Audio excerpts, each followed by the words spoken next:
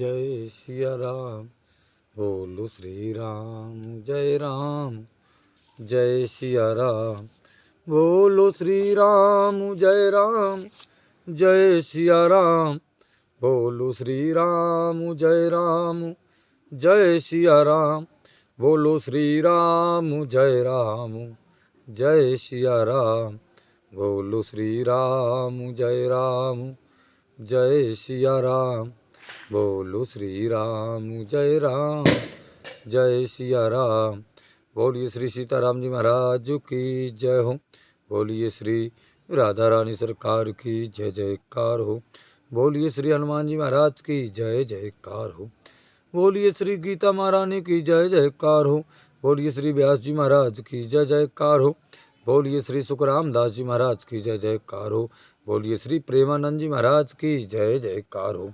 बोलिए श्री सतगुरुदेव भगवान की जय जयकार हो। बोलिए काका गुरु महाराज की जय जयकार हो। बोलिए सिद्ध बाबा महाराज की जय जयकार हो। बोलिए मंसला मैया की जय जयकार हो। बोलिए यमुना मैया की जय जयकार हो। बोलिए पथरी धाम की जय जयकार हो। बोलिए खेरा पत्रकार की जय जयकार हो। चलते हैं। सर्वप्रथम तो सभी श्रोता जनों को, भक्तगणों को, देश के समस्त 140 करोड़ भाई बहनों को हमारी ओर से दीपावली की शुभकामनाएं और श्री सीताराम। चलते हैं गीता महारानी में नित्य प्रतिदिन की तरह परम पूज्य प्रेमानंद जी महाराज कहते हैं कि 18वें अध्याय का 13वां श्लोक कहते हैं परम पूज्य प्रेमानंद जी महाराज कि जिस प्रकार कर्म योग में कर्मों का अपने साथ संबंध नहीं रहता, ऐसे ही सांख्य सिद्धांत में भी कर्मों का अपने साथ किंचित मात्र भी संबंध नहीं रहता। इसका विवेचन 13वें श्लोक में करते हुए परम पूज्य कहते हैं कि पंचैतान महाबाहो कारणानि निबोध में सांख्ये कृतान्ते प्रोक्तानि सिद्धे सर्वकर्मणाम। कि पंचैतान महाबाहो कारणान् निबोध में सांख्ये कृतान्ते प्रोक्तानि सिद्धे सर्वकर्मणाम। हे महाबाहो, भगवान कहते हैं हे अर्जुन, कर्मों की अनंत करने वाले सांख्य सिद्धांत में संपूर्ण कर्मों को सिद्ध के लिए ये 5 कारण बताए गए हैं। इनको तू मेरे से समझ। भगवान ने अर्जुन से कहा कि सुनो अर्जुन, भगवान कहते हैं कि अर्जुन, पंचैतान महाबाहो कारणानि। परम पूज्य प्रेमानंद जी महाराज कहते हैं कि भगवान ने कहा कि हे अर्जुन, जिसमें संपूर्ण कर्मों का अंत हो जाता है, ऐसे सांख्य सिद्धांत में संपूर्ण विहित और निषिद्ध कर्मों के होने में 5 हेतु बताए गए हैं। स्वयं यानी स्वरूप उन कर्मों में हेतु नहीं है। बोले स्वयं यानी स्वरूप उन कर्मों में हेतु नहीं है। आगे परम पूज्य प्रेमानंद जी महाराज कहते हैं कि निबोध में बोले इस अध्याय में भगवान ने जहाँ सांख्य सिद्धांत का वर्णन आरंभ किया है, वहाँ निबोध क्रिया का प्रयोग किया है। ये 18वें अध्याय जो चल रहा है उसका ये 13वां श्लोक और 50वां श्लोक आगे बताएगा, जबकि दूसरी जगह शृणु क्रिया का प्रयोग किया गया है। इसका मतलब यह होगा कि सांख्य सिद्धांत में तो निबोध शब्द से, पद से अच्छी तरह समझने की बात कही है। परम पूज्य प्रेमानंद जी महाराज कहते हैं और दूसरी जगह शृणु पद से सुनने की बात कही है। अतः सांख्य सिद्धांत को गहरी रीत से समझना चाहिए हमें। परम पूज्य प्रेमानंद जी महाराज कहते हैं गहरी रीत से सांख्य सिद्धांत को हमें समझना चाहिए। अगर उसे अपने आप यानी स्वयं से गहरी रीत से समझा जाए तो तत्काल तत्व का अनुभव हो जाता है। ये परम पूज्य प्रेमानंद जी महाराज कहते हैं। आगे कहते हैं 13वें श्लोक के नीचे वाली लाइन कि सांख्ये कृतान्ते प्रोक्तानि सिद्धे सर्वकर्मणाम। परम पूज्य प्रेमानंद जी महाराज कहते हैं कि कर्म चाहे शास्त्रवेद हो, चाहे शास्त्र निषिद्ध हो, चाहे शारीरिक हो, चाहे मानसिक हो, चाहे वाचिक हो, चाहे स्थूल हो और चाहे सूक्ष्म हो, इन संपूर्ण कर्मों की सिद्धि के लिए 5 हेतु कहे गए हैं। जब पुरुष का इन कर्मों में कर्तव्य रहता है तो परम पूज्य प्रेमानंद जी महाराज कहते हैं कि तब कर्म सिद्ध हो और कर्म संग्रह दोनों होते हैं। और जब पुरुष का इन कर्मों के होने में कर्तव्य नहीं रहता तब कर्म सिद्धि तो होती है पर कर्म संग्रह नहीं होता, प्रत्युत क्रिया मात्र होती है। जैसे परम पूज्य प्रेमानंद जी महाराज कहते हैं कि गीता महारानी कहती हैं कि जैसे संसार मात्र में परिवर्तन होता है, अर्थात नदियाँ बहती हैं, वायु चलती है, वृक्ष बढ़ते हैं, आदि आदि क्रियाएं होती रहती हैं, परंतु इन क्रियाओं से कर्म संग्रह नहीं होता, अर्थात ये क्रियाएं पाप पुण्य जनक अथवा बंधन कारक नहीं होती। परम पूज्य प्रेमानंद जी महाराज कहते हैं कि इसका तात्पर्य हुआ कि कर्तव्य अभिमान से ही कर्म सिद्धि और कर्म संग्रह होता है। कर्तव्य अभिमान मिटने पर क्रिया मात्र में अनुष्ठान अधिष्ठान कारण चेष्टा और देव ये 4 हेतु ही होते हैं। गीता महारानी के जो 18वां अध्याय चल रहा है इसका 14वां श्लोक आगे आने वाला 13वां चल रहा है। यहाँ सांख्य सिद्धांत का वर्णन हो रहा है। परम पूज्य प्रेमानंद जी महाराज कहते हैं कि यहाँ पर सांख्य सिद्धांत का गीता महारानी में वर्णन हो रहा कि सांख्य सिद्धांत में विवेक हमारे विचार की प्रधानता होती है। किसमें? सांख्य सिद्धांत में हमारे विवेक हमारे विचार की प्रधानता होती है। सांख्य सिद्धांत में विवेक विचार की प्रधानता होती है। फिर भगवान ने सर्व कर्माणाम सिद्धे वाली कर्मों की बात यहाँ क्यों छेड़ी है? फिर हाँ, परम पूज्य प्रेमानंद जी महाराज कहते हैं कि यहाँ सांख्य सिद्धांत का वर्णन हो रहा है, सांख्य सिद्धांत में विवेक विचार की प्रधानता होती है। फिर भगवान ने सर्व कर्मणाम सिद्धे वाली कर्मों की बात यहाँ क्यों छेड़ी? परम पूज्य प्रेमानंद जी महाराज कहते हैं कि इसलिए छेड़ी कारण कि अर्जुन के सामने युद्ध का प्रसंग है। क्या कारण है? अर्जुन के सामने युद्ध का प्रसंग है। क्षत्रिय होने के नाते युद्ध उनका कर्तव्य कर्म है। परम पूज्य प्रेमानंद जी महाराज कहते हैं कि गीता में कहा इसलिए कर्म योग से अथवा सांख्य योग से ऐसे कर्म करने चाहिए जिससे कर्म करते हुए भी कर्मों से सर्वदा निर्लिप्त रहें। परम पूज्य कहते हैं कि यह बात भगवान को कहनी है। अर्जुन ने सांख्य का तत्व पूछा है। अर्जुन ने क्या पूछा भगवान से? बोले सांख्य का तत्व है। इसलिए भगवान सांख्य सिद्धांत से कर्म करने की बात आरंभ करते हैं। अर्जुन स्वरूप से कर्मों का त्याग करना चाहते थे। परम पूज्य प्रेमानंद जी महाराज कहते हैं कि अर्जुन तो स्वरूप से कर्मों का त्याग करना चाहते थे, अतः उनको यह समझना था कि कर्मों का ग्रहण और त्याग दोनों ही कल्याण में हेतु नहीं है। कल्याण में हेतु तो परिवर्तनशील नाशवान प्रकृति के अपरिवर्तनशील अविनाशी अपने स्वरूप का संबंध विच्छेद ही है। परम पूज्य प्रेमानंद जी महाराज कहते हैं कि इस संबंध में विच्छेद की 2 प्रक्रियाएं हैं, 2 कर्मयोग और सांख्य योग। परम पूज्य कहते हैं कि कर्मयोग में जो फल का अर्थात ममता का त्याग मुख्य है, कर्मयोग में तो फल का अर्थात ममता का त्याग मुख्य है और सांख्य योग में अहंता का त्याग मुख्य है। परंतु ममता के त्याग से अहंता का और अहंता के त्याग से ममता का त्याग स्वतः हो जाता है। परम पूज्य प्रेमानंद जी महाराज कहते बोले इसलिए हो जाता कि कारण कि अहंता में भी ममता होती है। अहंता में भी परम पूज्य कहते ममता होती है। जैसे मेरी बात रहे, मेरी बात कट ना जाए, यह मैंपन के साथ भी मेरापन है।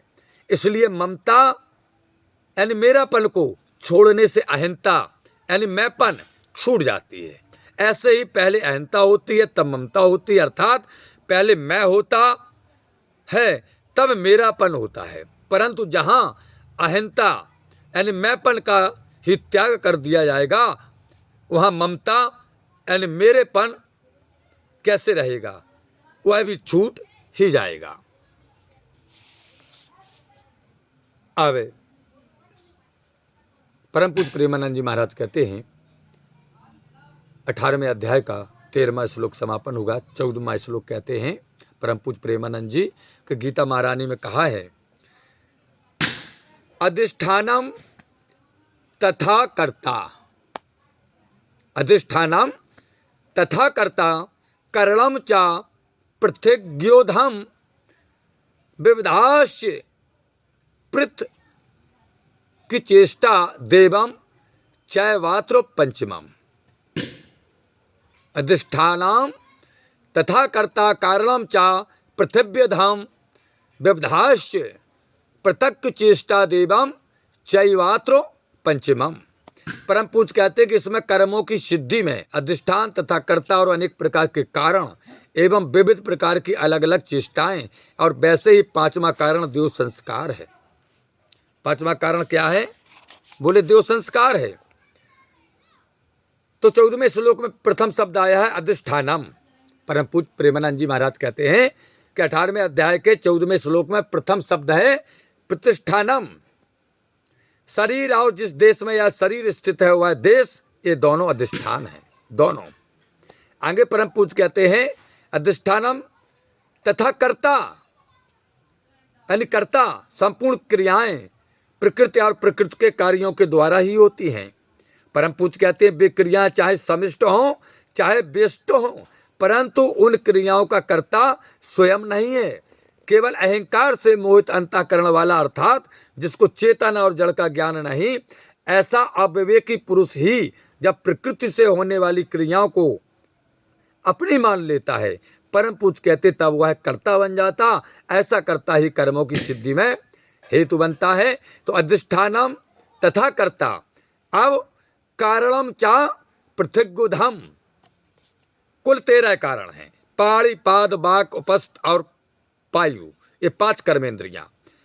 और श्रोत्र चक्षु त्वक रसना और घ्राण, ये 5 ज्ञानेन्द्रियां। ये 10 बाह्य करण हैं तथा मन बुद्धि और अहंकार, ये 3 अंतःकरण हैं। ये बाहरी करण, ये अंतःकरण।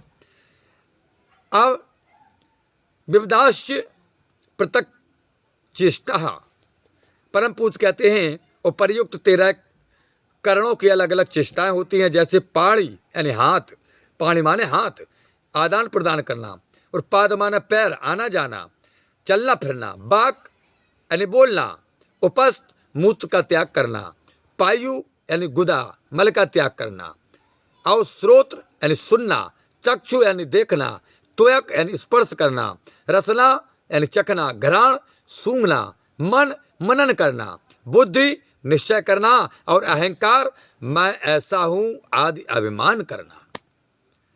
अब आगे रह गया है दैवम चैवात्रो पंचमम।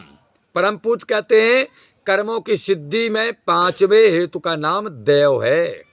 कर्मों की सिद्धि में 5वें हेतु का नाम क्या है? बोले देव है। यह देव नाम संस्कारों का है, किसी देवता से नहीं है। बोले यहाँ पर देव नाम जो है वो संस्कारों का है।